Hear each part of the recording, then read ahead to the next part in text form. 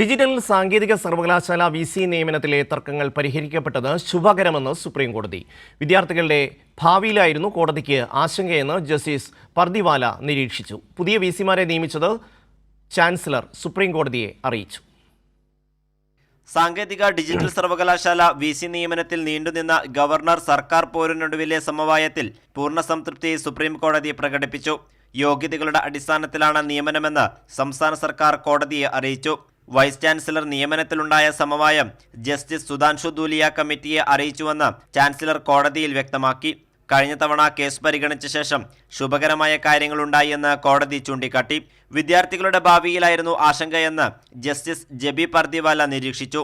VC നിയമനത്തിനായി രൂപീകരിച്ച justice Sudhanshu Dhulia കമ്മിറ്റിയുടെ ഇടപെടലിനെയും കോടതി അഭിനന്ദിച്ചു. സ്ഥിര VCമാർ ഇല്ലാതെ സർവകലാശാലകൾക്ക് പ്രവർത്തിക്കാൻ കഴിയില്ലെന്നും കോടതി വ്യക്തമാക്കി.